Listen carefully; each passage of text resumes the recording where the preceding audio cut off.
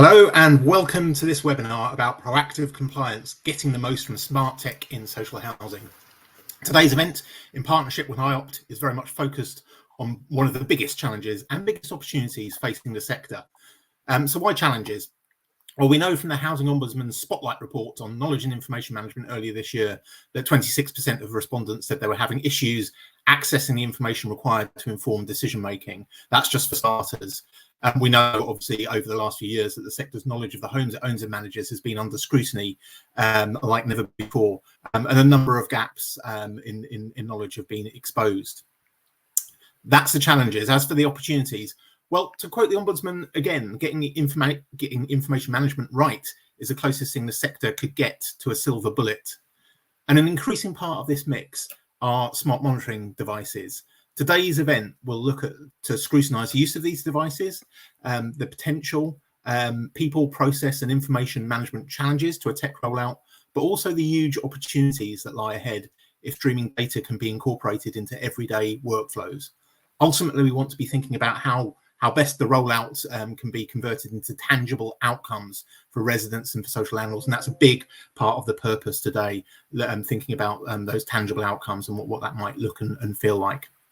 So how not just to help landlords understand occupancy and the performance of their homes, but to help drive repair and maintenance decisions, shifting, for example, from reactive to planned work or to improve energy efficiency, to name a couple.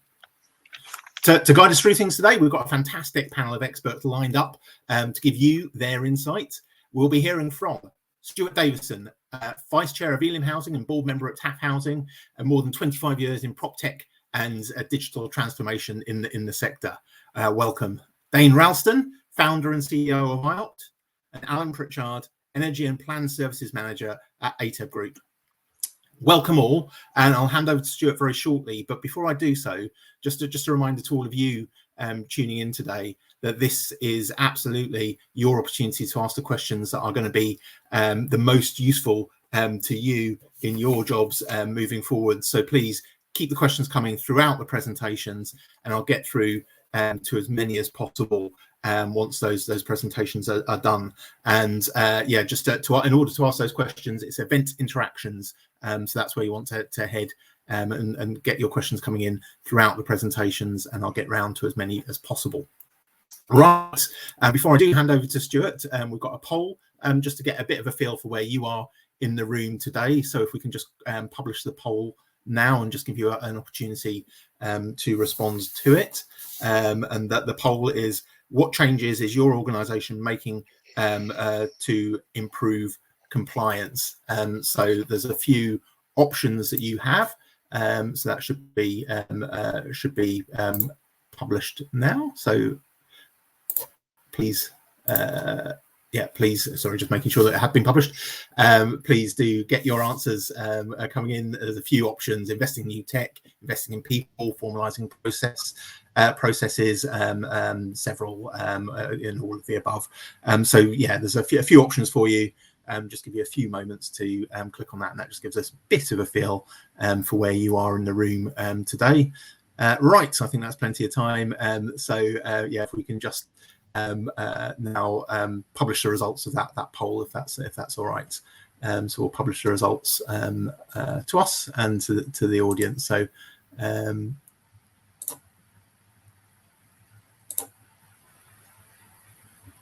great. So hopefully that'll pop up in a second.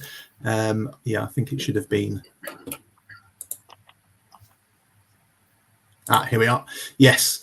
So about 20% of you in the room today investing in new tech is the main route. Investing in people, about 10% formalising processes, similar, and then 70% several or all of the above. So yeah, it just gives us a little bit of a feel, and also hopefully gets you used to the tech as well this morning. Great. Okay, well that's plenty from me. Let's get into the meat of today.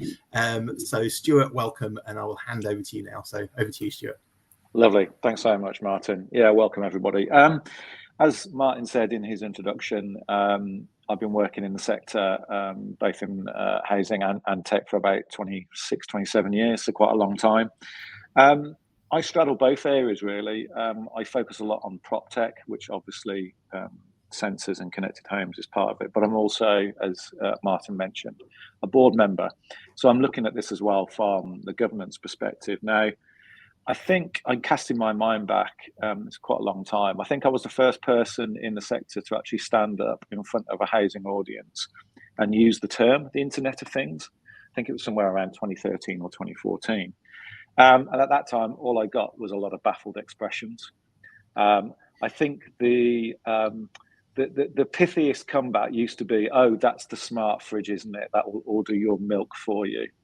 I think that was what the Internet of Things in most people's minds were. But obviously, the world of the Internet of Things, smart homes, and connected sensors have come on, leaps and bounds.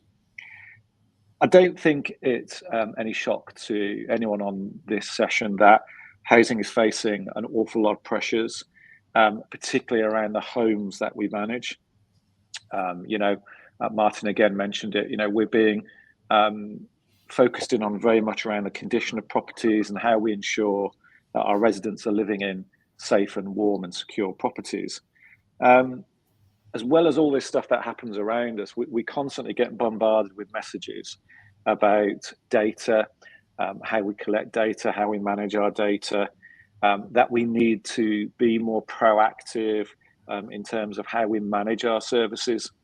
And these are all messages that, I pretty much said in that first presentation I did back in 2014.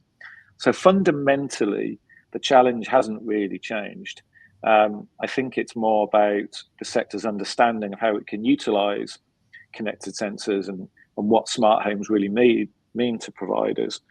And for me, putting sensors into our properties allow us to collect really meaningful and useful data that can have profound impacts, I think, in terms of how we actually deliver services. So, this drive to be more proactive. I say questions like, well, what happens if your property could talk to you, or what happens if your boiler could tell you when it was about to break down? These are very simple applications of Internet of Things type technologies. And for me, having a lot of information about the performance of our homes and how our residents are living in them, I think really allow us to shape these proactive services. And I think it allows us to think very differently about how we manage the built environment that our residents live in. So for me, having banged on about IoT for 10 or 11 years, it's really encouraging, particularly in the last 3 to 4 years, probably accelerated by COVID, how a greater number of housing providers are looking at how they can leverage sensors and the smart home and the world of IoT to start delivering some of this new proactive world. Now, when we start talking about putting sensors in properties, we can't avoid the fact that for some people, it will be seen as invasive. So we have to make sure that whenever we're thinking about embarking on sort of technology projects, whether it be IoT or anything that has some sort of impact on residents and tenants, we've got to make sure that we're engaging them very early on in the conversation. We've got to clearly articulate why are we doing this. We can't just do it to them. We can't just go out and say, oh, well, we want to be more effective at how we deliver our services. We've really got to think about benefits that are directly linked to tenants and residents. So we really have to have those people in the forefront of our minds when we're looking at these sorts of technologies. And I do say to providers, try not to look at IoT as the hammer to hit a nail. Let's not just think of IoT for a situation like preventing damp and mold, or let's not think of IoT as a way to tackle AWAB's law. For me, IoT should be looking across the entire organization. So we need to be looking at multiple uses for the same sort of tech. And I think a lot of people think this is tech for the big players out there. I'm the vice chair of ELIM, which is a small housing association based just north of Bristol. We've got about 930 properties.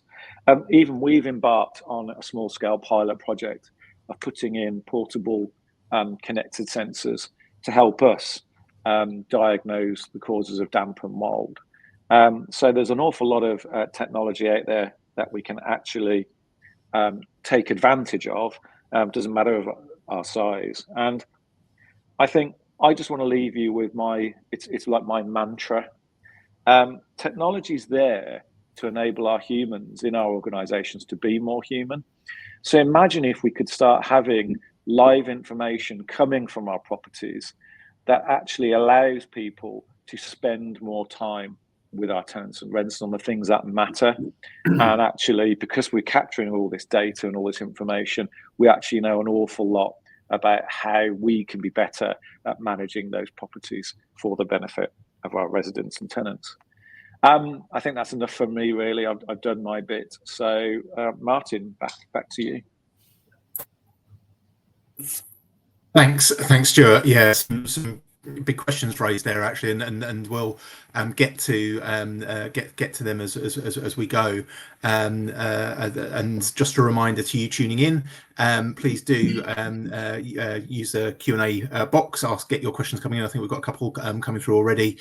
Keep them coming throughout the presentations, and I'll get to as many as possible of your questions as I can. Following the opening remarks. So thanks, Stuart, and Dane, welcome, and over to you. Cheers, Martin. And thank you all very much for joining us. I know it's lunchtime, so hopefully we can make it interesting enough for you all that it's worth your time. So, yeah, I have been similar to Stuart, been working in IoT for 25 years thereabouts, although I don't look nearly as old as Stuart, obviously, on it. We've been working in social housing for 9 years, and I have actually already worked out that I don't know why my slides aren't moving on. So if somebody can, there we go, I've done it. I've gone too far, actually. Sorry, guys. Where is it? There we go. Sorry. Yeah, so we've been working in IoT for 25 years, so 9 of those in the social housing sector. And Martin's quite right. It's all about getting the data into an everyday workflow. We've worked in aircraft engines, we've worked in automotive, we've worked in electricity distribution grids, and it's all about using really simple data in your day-to-day workflow to make your lives easier. Say we've been in the sector for 9 years, we've got about 60 odd customers, we've deployed 35,000 or so devices into the wild, and as you can see from our list here of customers, that we are spread all over the country, literally, as I like to say, from Cornwall the whole way up to Shetland these days.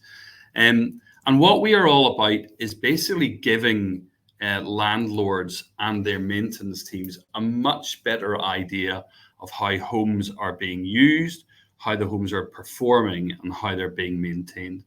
When I say how they're performing, we're really talking about things like is the asset within the asset working? So air source heat pumps, solar panels, heating systems.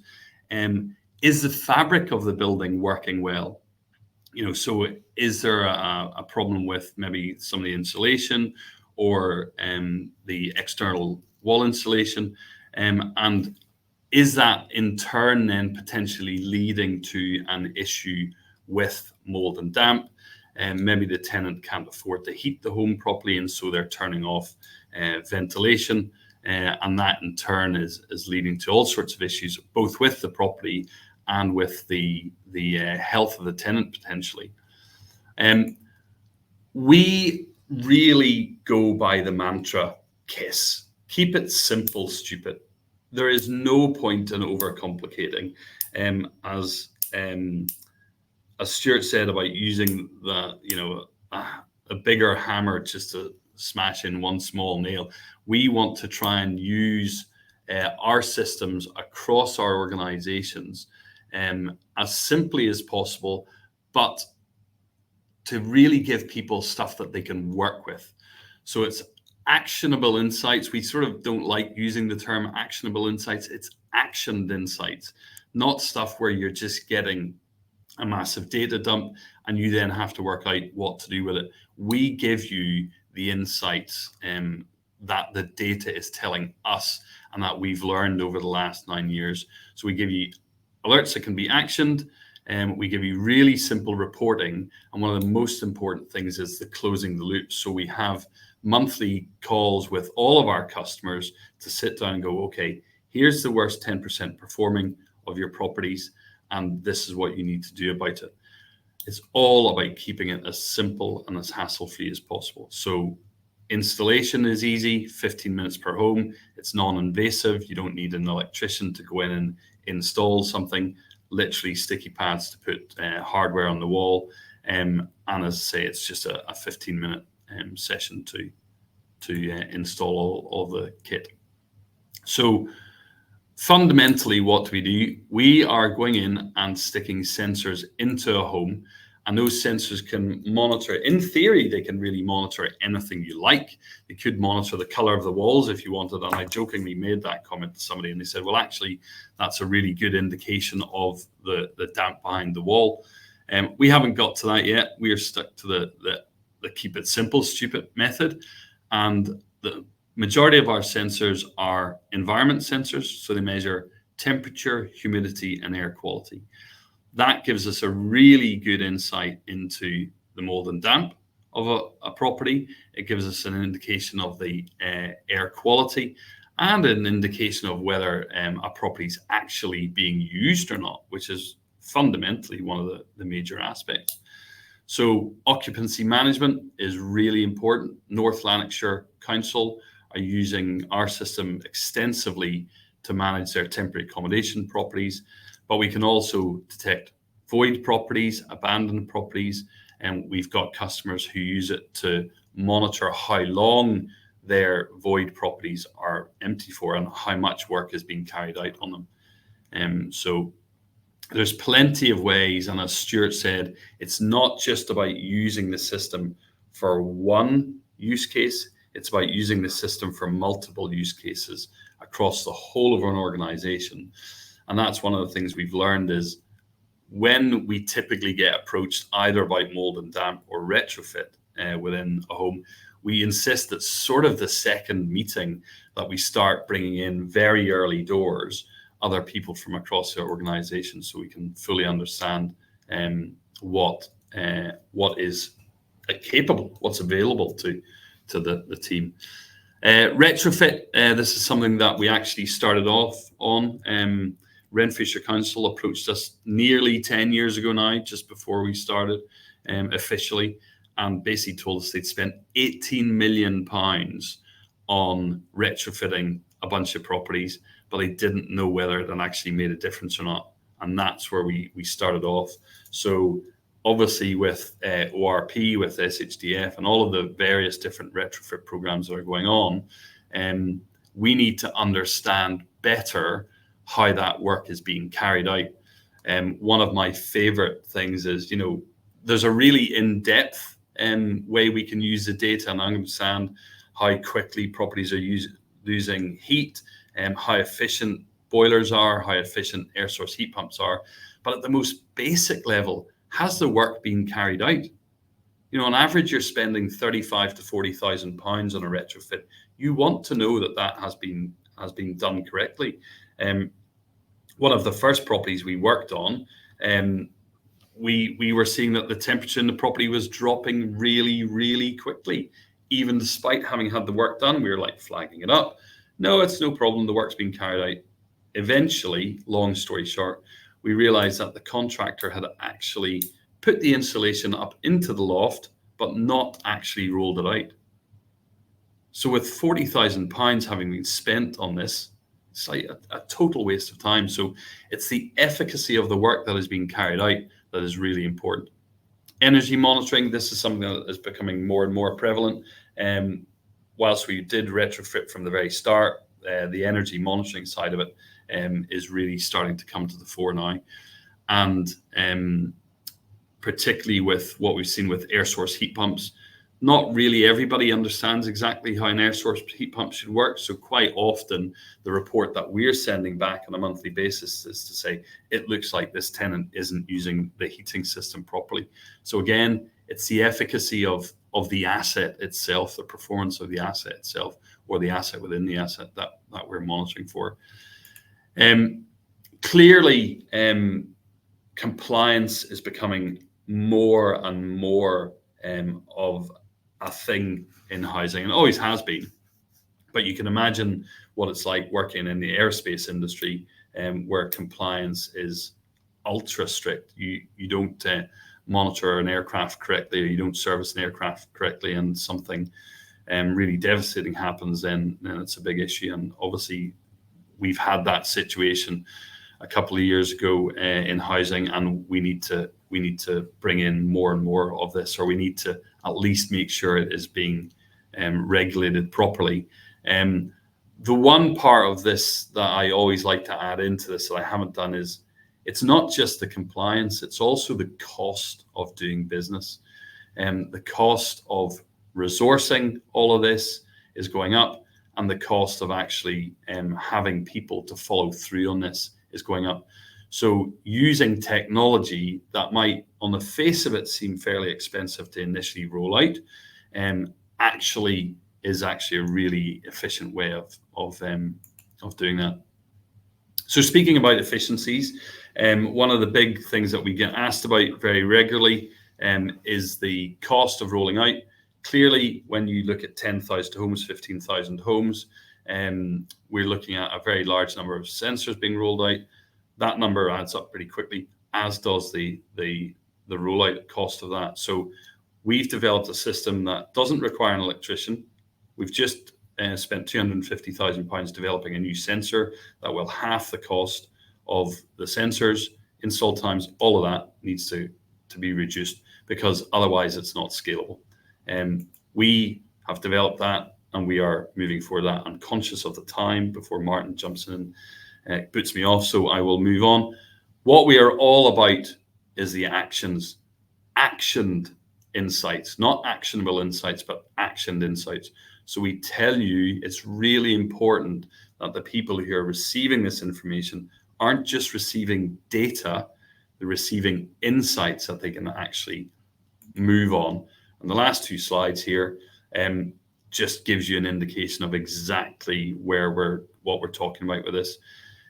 You should be able to see here pretty, I want to use the term horrific, but we've obviously all seen far worse situations than this. But this situation here, which was caused by the fabric of the building around the doorway, causing mold and damp getting inside the building, actually cost around about £18,000 to rectify. Whereas if you can use data and sensors and the insights and action those early, what you're really looking at is this kind of much easier to deal with situation that costs you in the hundreds of pounds to deal with, rather than the tens of thousands of pounds to deal with. So I have talked way too much, and I shall hand back to Martin. Thank you. Thanks so much, Dane. There are loads to pick up on there, and we'll come back to some of those business case points you were making a little bit later as well. Just a reminder to everybody tuning in. Actually, it's the attendee engagement. That's where you want to be asking your questions. We've got some questions coming in already. Zach, I think your question was for Stuart, but if you could just confirm that in the attendee engagement box, that would be great, and we'll pick up on that shortly. Thanks very much, and thanks, Dane. Alan, welcome, and over to you. Thank you. Just wait for the slides to load. So good afternoon. My name is Alan Pritchard. I'm at EB's Energy and Plan Services Manager. Sure this is working. Yep, cool. So I'm the Energy and Plan Services Manager for ATEB. We are based in Pembrokeshire in West Wales. So our housing stock is around 3,200. 82% of our housing stock was built, obviously, post-1991, with an average SAP rating of 79. So currently we have just over 1,100 properties below a SAP 75. So that's around about 36% of our properties need retrofit works, according to Part 3 of WHQS. So we do have around 345 of those properties that are only below D and below. So for us, we've got a lot of quick wins in terms of stock. We've got 849 properties that need 5 or less SAP points to meet Welsh Government's target of SAP 75.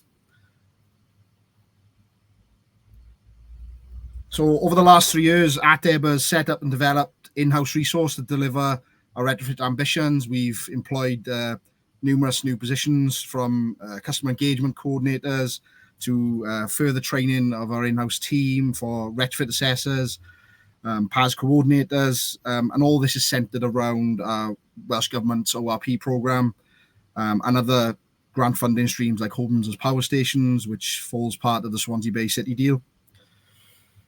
So for ATEB and our ORP grant, we've had over the last 3 funding years around 3.7 million. I think the key thing for us, we wanted to make it a learning experience. This is ATEB's first sort of forte into the decarb/retrofit world. We wanted to make sure that the customer is at the heart of everything we do. And we wanted to make it a learning process, not just for us, but our contractors, our customers. And one of the key things as well, we wanted to make sure we fostered a local environment in terms of contractors are able to undertake the works for us. So our ORP journey, so ORP mandated environmental and energy monitoring, so pre and post monitoring. So far over the 3 funding years, we've carried out works in 125 properties, mainly done external wall insulation, 100 mil Rockwool A1 rated, and then we've done 52 properties of that 125 of PV and solar power battery systems as well, which is a considerable amount. So we've got some of the photos of the work that we've undertaken. So we've got 3 different methods that we've chosen to do our PV battery installs. All very different in installs, all very different technologies as well. We did this again to follow our learning journey. We wanted to make sure that we knew what we wanted to fit and how we wanted to fit it. We have settled on a method of installation, which is in the top right-hand corner. So that's the PV battery systems in a enclosed cage away from the property. A couple of photos of our EWI programs. These are the first couple of estates that we did. Again, external wall insulation, 100 mil Rockwool. And then finally, then this is probably quite a big year for us. This particular site is Garfield Gardens in Pembrokeshire, where we've installed a combined total of 32 kilowatt hours of PV with 36 kilowatt hours of battery storage as well across 9 bungalows. So there's 104 panels fitted in total, with roughly each property receiving 11 panels in total. So it's a considerable amount of solar generation and storage as well. It's also had 100 mil of EWI. You can just about make it out in the photo down the bottom. It's still sort of halfway through on this photograph. So it's a fairly big project for us.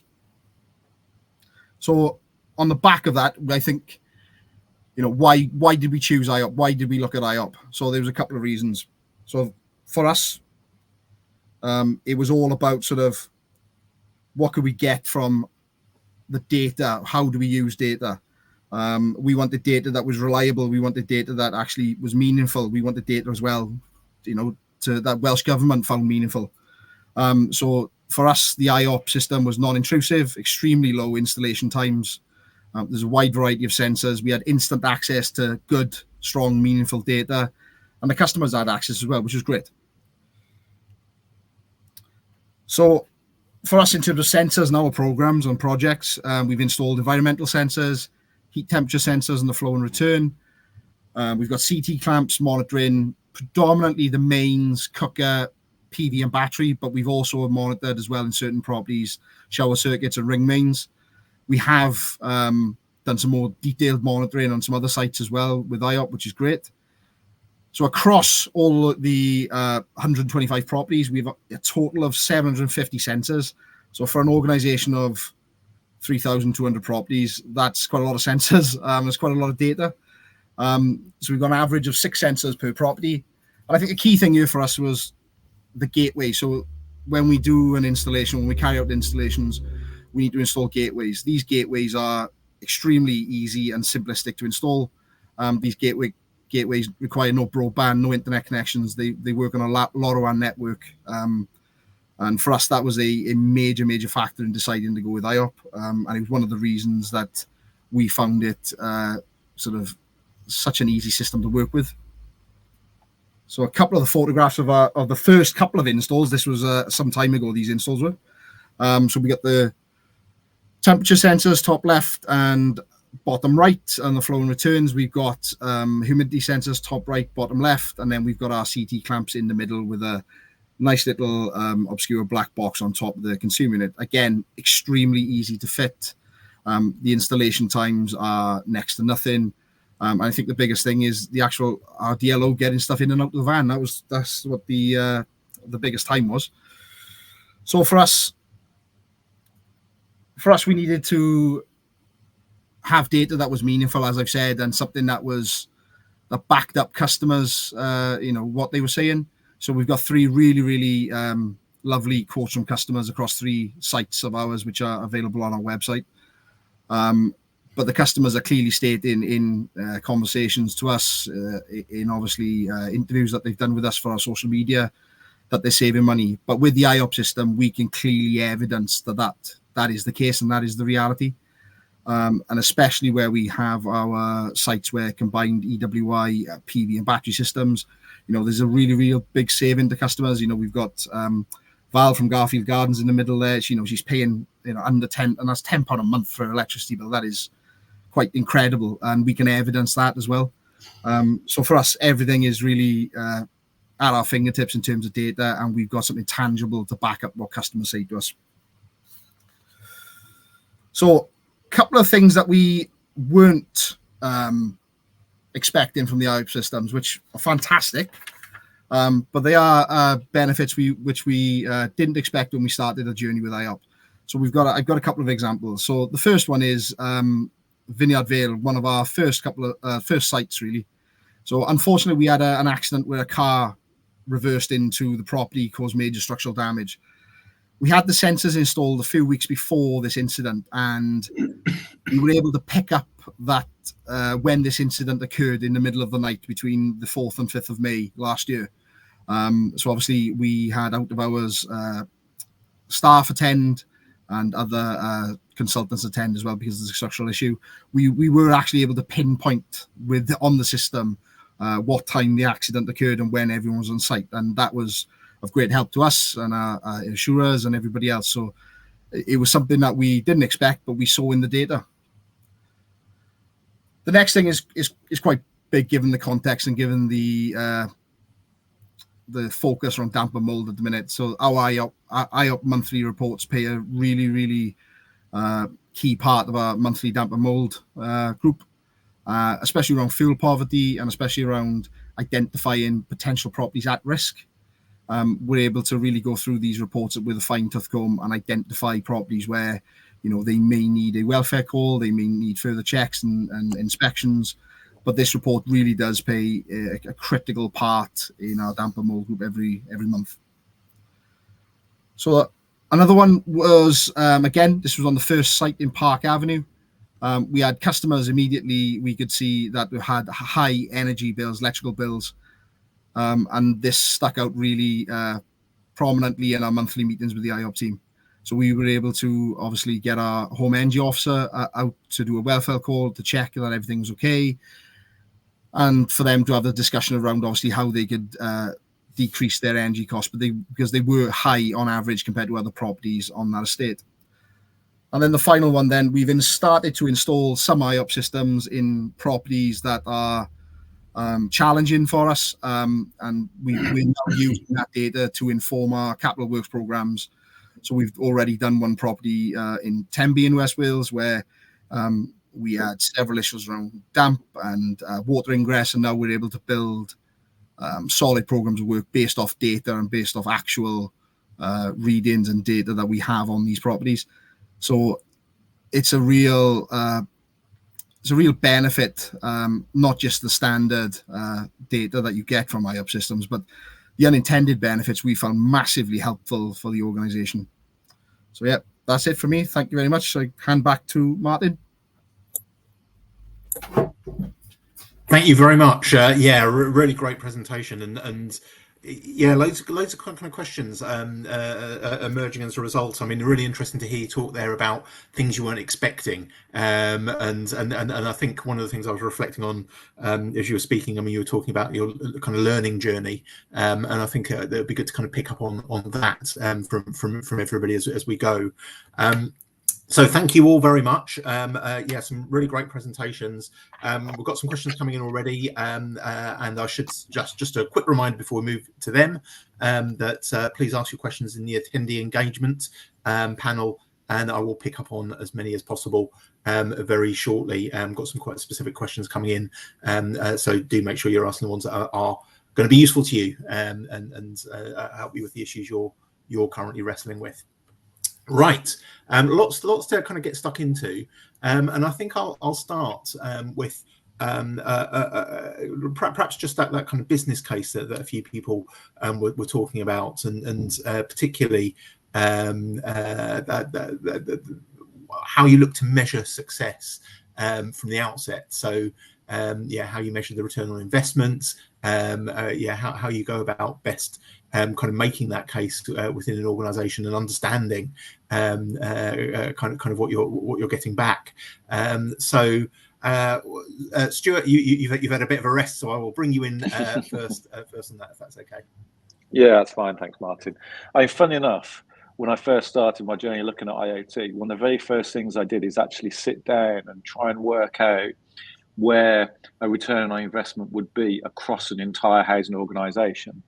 And I think that's really important. I mentioned it in my little opening bit. Don't look at IoT as a solution to a singular problem.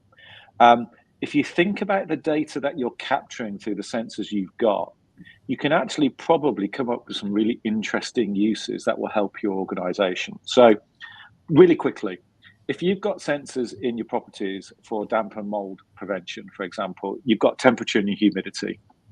Okay, actually you can model through temperature and humidity when the property is being occupied. So if you've got issues with abandoned tenancies, and most organizations have a level of abandoned tenancy, it's not so much the amount, it's the time and cost and rental income loss that comes from those abandoned properties. Well, if you've got a picture through data, through connected sensors, about what a property looks like when it's occupied, you can actually set alerts and actionable, well, action is it? Insights, I think it was that Dave was saying, to actually tell you when the property looks like it's empty. So, you know, innovative and interesting ways of using the data from the same sets of devices can be used for lots and lots of different things within your organization. And that really helps secure that return on investment, because the more things you can use the same tech for across your organization, the greater the likelihood that when it comes across my desk as a board member, I'm going to be thinking, oh, wow, what, it's going to do 5 or 6 different things for this initial outlay. Oh, yeah, I'm interested in that. So, yeah, for me, it's really think about what the data, the sensors are going to capture, and you know, be imaginative in how you can use it. Thanks very much. Yeah, really interesting set of points there, and that not hammer hit a nail. Really interesting to kind of think about how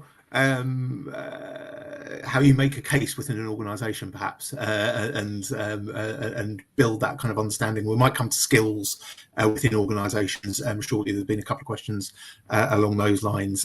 So yeah, again, questions coming in, that attendee engagement box. Keep them coming. I'll get to them shortly. Alan, I might come to you next with the same question really. So yeah, just that kind of business case, and then we'll move into some of the more specific questions. I think for us, using data, especially from the IOP system, it's one of those things where the data isn't everything. It's part of a wider picture.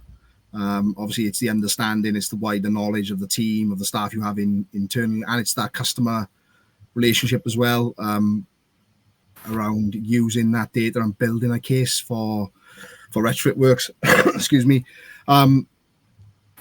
But we're still on that journey, and I think it's for us. We're still learning what to do and what the best course of action is to use that data. And as I've just said in my presentation, we're now starting to use IOP in a limited number of properties that are outside of our grant funding, and having and building that data set to help those properties. We're not quite there on our journey yet, but we will get there. And I don't think any one organisation or one person knows the full answer of sort of how to use data in its right form yet. Thanks very much, because I want to get to that kind of learning journey as well, because the idea that we're not at a fixed point, and so where everybody on the call and in the seminar today is in that learning journey. Alan, I might keep you on because there's a questions come through from Meg, very specifically for you, and then Dane, I'll bring you in a moment, but gets us into the skills question, which I think is a really interesting one to think about. So the question from Meg is, how much extra resource or staff was needed to monitor and action the actionable reports from IOPT? So yeah, starts to get into that kind of what skills do you need and do you have them question. So yeah, you've got Alan, if that's right. At the start of our optimised retrofit journey through the Welsh Government grant, we took on some additional staff. That was a surveyor, that was a customer engagement coordinator, and that was a decarbonisation assistant. So we took on 3 staff for a programme of about 100 properties per funding year. And for us, in terms of managing the IOP data, it's that element falls to the decarbonisation assistant for us, and that's a very small part of their role. I would say a lot of the data, and it goes back to what Dane said, through the monthly meetings we have with the IOP team, is handled by the IOP team. And we are actioning a very small amount of properties every month. And, we don't employ anybody specifically to handle this data. It's a very small part of somebody's role. But that's thanks to the way IOP collects the data, presents the data every month as well. So we aren't there trolling through reams and reams of data. So it does make our jobs quite a bit easier. Oh, you've frozen on my screen and I can't hear you at the minute. I don't know whether that's just me. Sorry. Yeah, sorry. I'll move it because I'll bring Dane in next. Apologies, and Dane, let me know if you could hear Alan, because I couldn't there. So great. Okay, it's not just me, because sometimes it is. Yeah, that question from Meg about extra resources and staff, but also I'd just be interested for you to kind of dwell a bit on the kind of skills that are already in the sector, to what extent the sector is needing to upskill. And I guess the reason I'm saying that is not just in terms of using devices, but actually the potential. Because I think that point that Stuart was making earlier about not a hammer to hit a nail, to what extent are the skills in the sector to kind of identify the potential, rather than just a fairly straightforward, here's a problem, let's solve this one, rather than looking at the whole picture. So a kind of couple of kind of skills related questions that perhaps pulls together a few of the things we've been talking about so far. Yeah, there's so many things I wanted to talk about on the various different things that Stuart and Alan were talking about. The skill side of it is really interesting, because our skill isn't in the buildings, or it wasn't in the buildings whenever we first started. So it was all about getting the data, getting it out there, and working with our customers to understand what that data meant, and then them interpreting it. What we've realized is that actually over time that our customers just want to be told what to do next. They don't want to have to interpret it. So the skills, the upping of the skills isn't really required necessarily for the IoT. I've said in the thing, we've tried to keep it as simple as possible. On the tech side, we try not to talk about the tech. We talk about the outcomes. We talk about the actioned insights that people need to work for. So I think one of the things that Alan said that was most important there was that they brought on a customer engagement coordinator. That's absolutely crucial, because the tenants need to understand that this isn't the big brother thing. This is all about helping them and helping the landlord understand better how the property is working. So the skills upping isn't from the technology point of view, isn't understanding. The education side of it is really important, and that's where a customer engagement coordinator comes in. And that's not just on the tenant side, it's also within. You've mentioned it, Martin and Stuart mentioned it, about all of the different things you could do. At one stage, we were counting 22 different use cases for our system. It started off just how warm is it? Is it still as warm as it was before we carried out the retrofit work? I've now added an extra one in for detecting car crashes, so thanks for that, Alan. It's about understanding the simplicity of the system and working out how that can be used. So it's more of an education piece as opposed to an upskilling of skills within the organization. But just one last thing I wanted to add in is, from the organization's point of view, it's really important that there is a champion, that there is somebody who's leading from within on the whole thing, who does have oversight across the whole of the organization. Typically, they don't have to, but somebody needs to really champion it. And again, they don't necessarily need to be an expert in it, but they need to really understand the challenges within the organization. Dane, just to push on that for a second. I mean, those champions obviously don't need to be an expert in the system, but what, do they need? Are those skills there for people to kind of even start that journey, or are there gaps from what you're seeing? Because I'm just wondering, if you're sitting here listening and you're in an organisation, you're thinking about your own skill gaps and what you might need to do to fill them, to think differently. Where would they be, and what do they look like? I really don't think there is a skills gap there, because most of us know how to use a mobile phone these days, and that is the level of technical advancement we're really talking about. We have tried really hard to make the tech as incongruous as possible, so it sits in the background. It is really about the insights, and even on the insights, we've tried to make that as simple as possible as well, because this doesn't work at scale for people whose their first job is looking after their tenants and looking after their properties. We are just an additional service. So if you think about sort of your smartwatch that you have on your wrist, it doesn't just give you, say that you've been sitting down for 45 minutes. It says you need to get up and move around a little bit. That's what you need to get to. You need to get to the point where the data is already translated for you, and it's telling you what to do next. Get up, walk around, your car's nearly out of fuel, fill it up, kind of thing. Thanks very much. And really, I mean, we've had an answer to the next question within that last discussion as well, with the customer engagement coordinator. But we've got a question that's come through from Juliet, I think it was, and that question is about residents, so resident engagement. How do you deal with potential pushback from residents? Not specified what that pushback might be, but I guess about use of monitors, how that data is being used, what it's being used for. Is there pushback for residents, and how do you deal with that?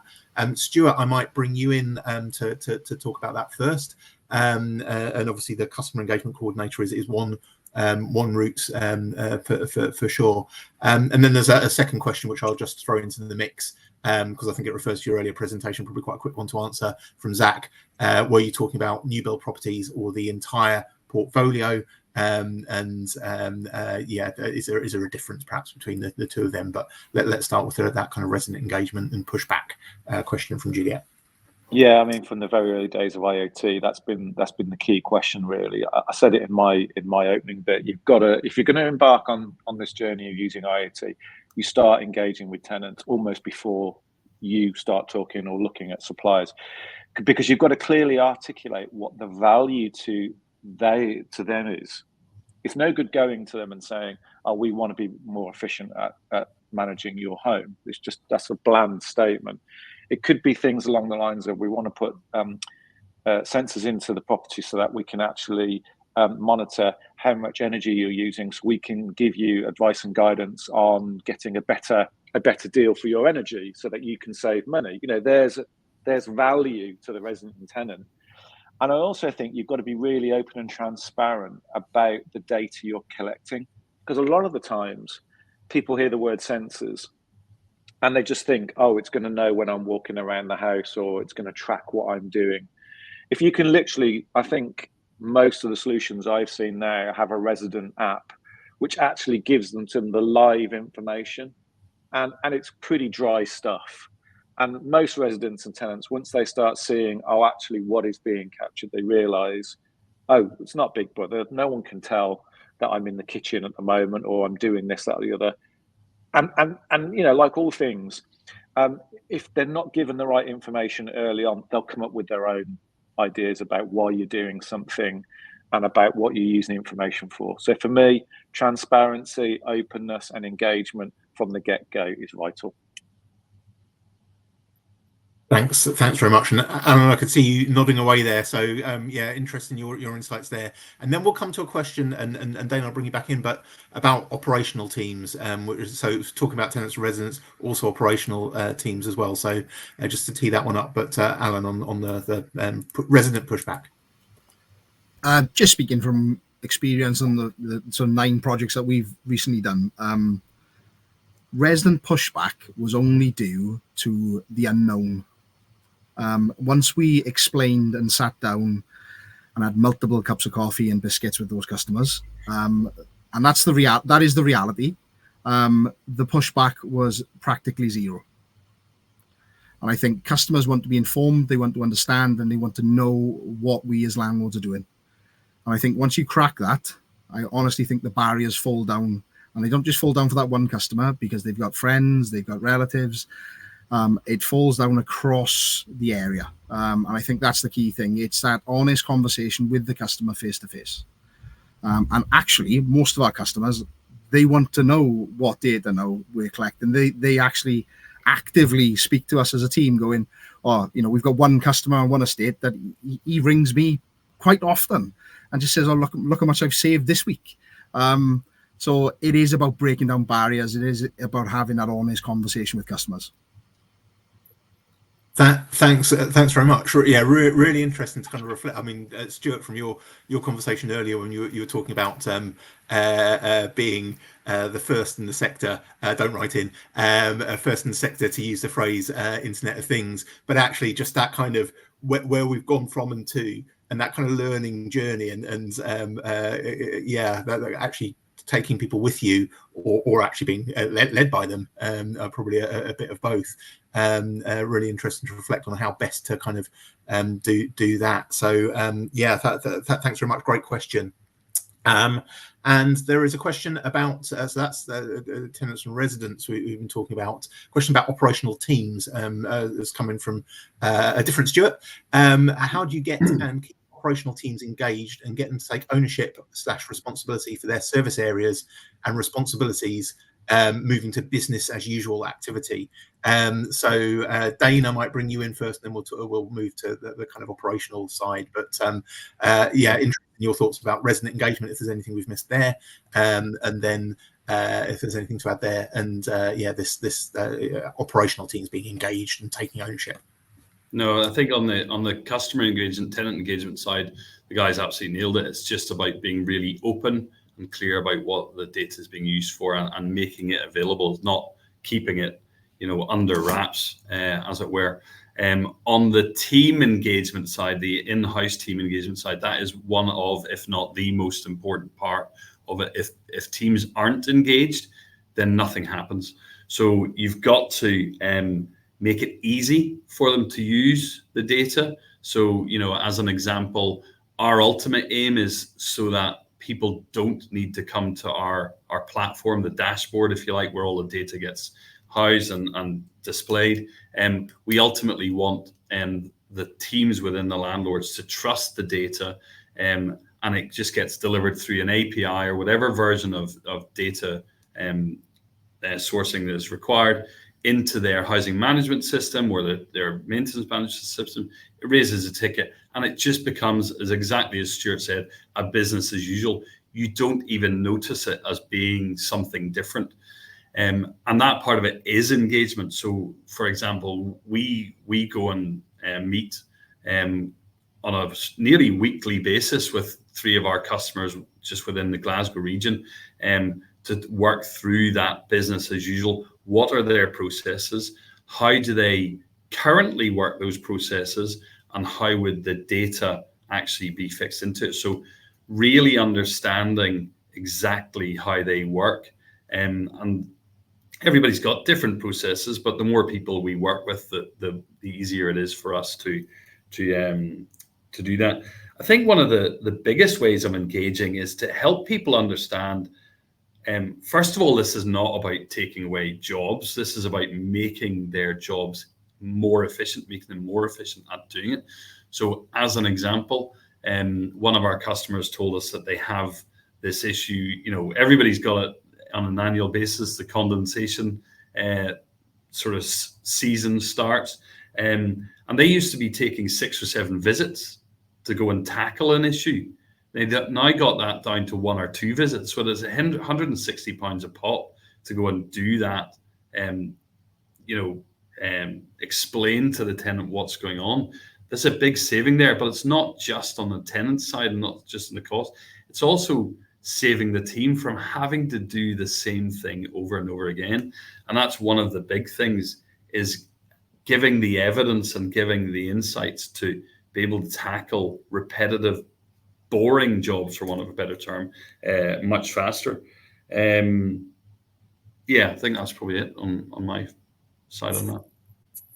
Thanks, Dane, and some great questions, and I'm just going to round off very quickly with that point that Alan you raised earlier about your kind of learning journey, I think, and just interested to know where you kind of are on your learning journey at the minute. So what are you wrestling with right now? So Alan, I'll bring you in first because you kind of raised it, and then Stuart as well. I'll bring you in on just where you are on your own journeys right now, because I know how that might inform other people who are at maybe slightly different stages in their thinking about where things might be going. So Alan, I'll bring you in first. I think for us, it's we've done several projects now, retrofit projects, where we've got a massive amount of data, but it's now we've got this data. We know it's useful. We know how that can be used to help not only our customers but our investment programs. But it's about how we collate that, how we formulate that into something really meaningful going forward. We're 3 years in, as I've said, but we're just on the cusp of really understanding. Right, we've got all this data. How do we use it going forward? And in terms of then us and our staffing internally, it's what we need to do slightly differently. I touched on what Dane said about it's not replacing jobs. It is how to make our jobs easier, how to make our jobs more meaningful, how to make a greater impact. So we're just on that cusp. It's been a steep learning curve for us as a small housing association in Wales. But we're just on that horizon where we can see what we want to do with the data. It's just collating that now. Thanks very much. And Stuart, I will just hand over to you for closing thoughts on that as well. So where are you? 10, 15 years ago, you were talking about concepts that have become much more familiar within the sector. Where are you now? Where are we going? Yeah, well, I mean, I think, 10, 12, 15 years ago, I was talking about IoT as emerging technology. It's not emerging technology now. It's business as usual. It's business fact. And I think there's enough examples in the sector now of successful adoption of connected sensors. And it's great hearing from Alan, as a small HA in Wales. You don't need to be fast. You don't need to have massive resources to be able to leverage some really useful technology. And where I'm on my journey today, and I suppose my ask to housing organisations is, when you're looking at this sort of technology, when you're looking at the world of IoT, smart homes and connected sensors, have this in your head. It's tech, but it doesn't need to be technical. And we've got great examples today that Alan has said, so tech does not need to be technical. So I think really organisations definitely need to start looking at IoT as something that they need in their kit bag, not as a nice to have, but as part of business as usual. Thanks very much, Stuart. That's really great presentations today. I'm afraid we are out of time. We've just had James noted your last message, that also tenants are a really key part of the discussion. Hopefully we've talked about that a little bit today, but absolutely we'll try and reflect that moving forwards. Thank you, James. Really insightful presentations, really great discussion, really enjoyed today. Hopefully that's answered a decent cross section of your questions too, and giving you some practical takeaways to take back to your own organisations. So thank you to all of our panelists today. Thank you to IOPT for making it possible, and thank you to all of you for tuning in. And see you soon. Thanks very much. Cheers. Cheers. Bye.